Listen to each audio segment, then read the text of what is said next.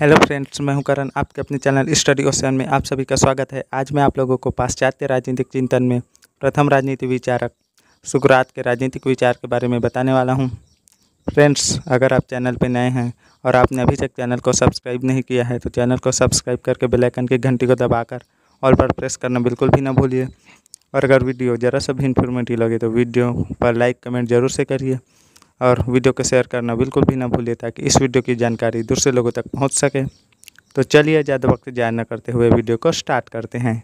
Friends, किसी भी विद्वान के विचारों को जानने के लिए हमें उसके जीवन परिचय के बारे में जानना आवश्यक होता है, क्योंकि प्रत्येक विद्वानों से लेकर साधारण व्यक्तियों पर अपने देश काल की स्थिति परिस्थिति का प्रभाव पड़ता है। प्रत्येक व्यक्तियों को अपने समय में चल रहे स्थिति परिस्थितियों का प्रभाव पड़ता है और यही तात्कालिक परिस्थितियाँ विद्वानों के विचारों में झलकता है। इसीलिए हम सबसे पहले सुकरात के जीवन परिचय को देखेंगे, उसके बाद सुकरात के दार्शनिक विचारों को देखेंगे, उसके बाद सुकरात के राजनीतिक विचारों को देखेंगे।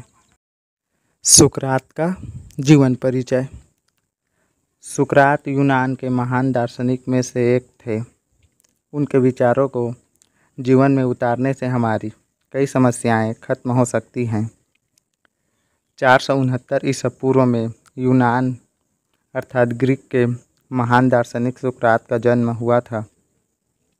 सुकरात दिखने में ज़्यादा सुंदर नहीं थे, लेकिन अपनी बुद्धि और अच्छे विचारों की वजह से वे यूनान में प्रसिद्ध हो गए थे। आज भी सुकरात की गिनती महान दार्शनिकों में होती है। उन्होंने कभी कोई ग्रंथ नहीं लिखा, लेकिन वे अपने विचारों से समाज में फैली कुरीतियों का विरोध करते थे। सुकरात के विचार आज भी प्रसिद्ध हैं। इन विचारों को अपनाने से हमारी कई समस्याएं दूर हो सकती हैं। सुकरात के 2 विवाह हुए थे। पहली पत्नी से सुकरात को 2 पुत्र थे। दूसरी पत्नी से सुकरात को 1 पुत्र था। सुकरात बढ़ती प्रसिद्धि की वजह से उनके कई दुश्मन भी थी। एक समय उनके दुश्मनों ने सुकरात पर मुकदमा चलवा दिया। दुश्मनों के आरोप थे कि सुकरात युवाओं को बिगाड़ रहे हैं, वे इस निंदा कर रहे हैं। इन आरोपों की वजह से सुकरात को कारागार में बंद कर दिया गया। कारागार में ही इन्होंने विष पान करके देह त्याग दी। उनकी मृत्यु 399 ईसा पूर्व हुई थी। अब हम सुकरात के दार्शनिक विचारों को देखेंगे। यदि हम सुकरात के दार्शनिक विचारों की बात करें तो उन्होंने 2 ज्ञान के सिद्धांत को प्रतिपादित किया और सदृढ़ ही ज्ञान है उसके बारे में बताया। उन्होंने लोकतंत्र पर प्रहार किया। उन्होंने विशेषज्ञता पर बल दिया। वे कानून के पालन पर जोर देते थे। पहले हम बात करते हैं उन्होंने जो 2 ज्ञान का सिद्धांत दिया, उसमें वो पहला अनुभवी ज्ञान के बारे में बताते हैं। ऐसा ज्ञान जो इंसान मनुष्य को अपने इंद्रियों से प्राप्त होता है। सुकरात यह मानते हैं कि जो अनुभव से प्राप्त ज्ञान है वह सच्चा ज्ञान नहीं है। यह एक प्रकार से मत या विचार है जिसका कोई मजबूत आधार नहीं होता है और ये मत या विचार बदल सकते हैं या परिवर्तित हो सकता है। जब वे 2 ज्ञान के सिद्धांत में दूसरे ज्ञान की बात करते हैं, यानी कि रियल नॉलेज अर्थात वास्तविक ज्ञान की बात करते हैं, उसमें वे बताते हैं कि जो वास्तविक ज्ञान है वह कार्य कारण पर आधारित वास्तविक ज्ञान होता है जो बदलता नहीं है। सुकरात का यह मानना है कि हर भौतिक वस्तु के पीछे दूसरा वास्तविक तत्व छिपा होता है जो शाश्वत है, अटल है, जिसे बदला नहीं जा सकता है। सुकरात का यह कहना है कि उस वास्तविक ज्ञान को जानना हर व्यक्तियों का कर्तव्य है। उनका जो दूसरा विचार था कि सद्गुण ही ज्ञान है और अज्ञान ही पाप का कारण है। उनका मानना है कि मनुष्य अज्ञानता के कारण पाप की ओर बढ़ता है। सुकरात ज्ञान को एक आत्मिक अनुभूति मानते हैं। सुकरात का कहना है कि मनुष्य को शक्ति तथा ज्ञान प्राप्त करने के साथ साथ उसके अनुसार चलने अर्थात उसके अनुसार आचरण करने पर बल दिया है। सुकरात ने लोकतंत्र पर प्रहार किया। उस समय जो प्रचलित लोकतंत्र थी उसकी आलोचना सुकरात ने की, क्योंकि उस समय जो लोकतंत्र था उसमें प्रशासनिक अधिकारी, सैनिकों तथा न्यायाधीशों को लॉटरी सिस्टम के माध्यम से नियुक्त किया जाता था। ऐसे में अयोग्य व्यक्ति भी उच्च पदों पर नियुक्त हो सकते थे और राज्य के लिए संकट बन सकते थे। इसीलिए सुकरात ने इसका विरोध किया। जो उस समय लोकतंत्र था उसमें सभी का मत समान था, यानी कि जो विशेषज्ञ व्यक्ति थे और सामान्य व्यक्ति थे उन सभी का मत बराबर था। इसका हमेशा सुकरात ने विरोध किया। सुकरात ने जो विशेषज्ञता पर बल दिया उसमें उन्होंने माना कि शासन करने के लिए विशेषज्ञता की आवश्यकता होती है।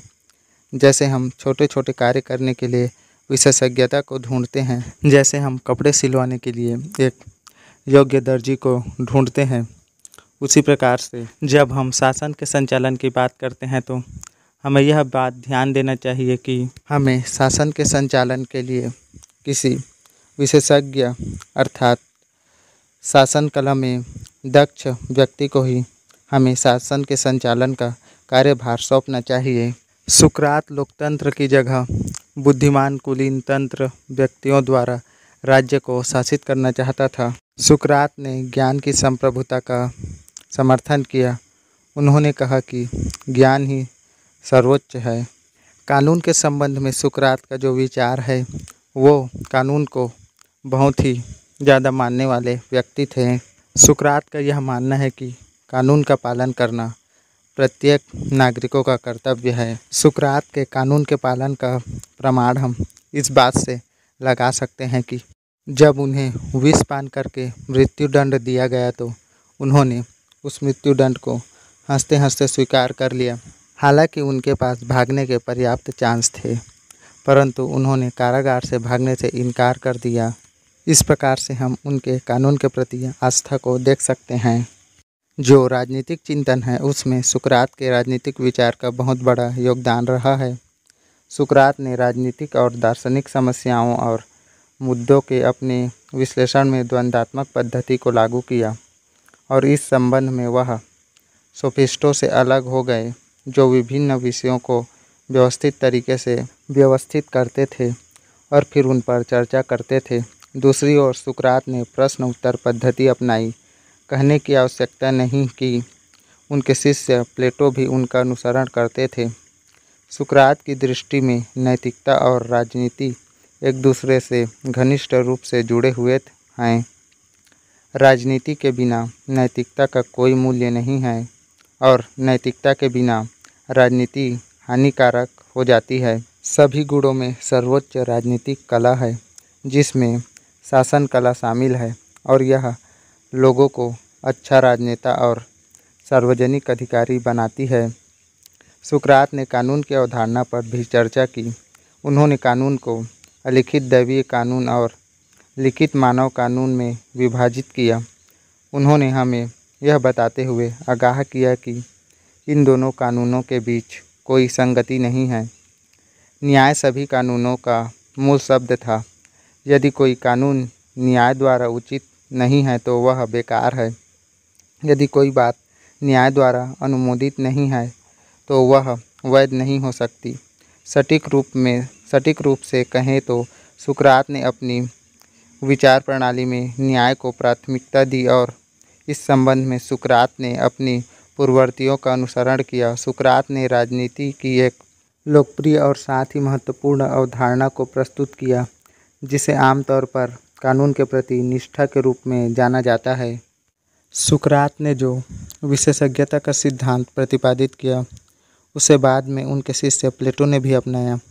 इस प्रकार से कहा जा सकता है कि सुकरात राजनीतिक चिंतन में महत्वपूर्ण है और इसीलिए बारकर भी इनके विषय में लिखते हैं कि यूनानी राजनीतिक विचार का भावी विकास उस राजनीतिक विचार के आधार पर हुआ जिसकी नींव सुकरात ने रखी थी, जिसके कारण से सुकरात को प्रथम राजनीतिक विचारक कहा जा सकता है।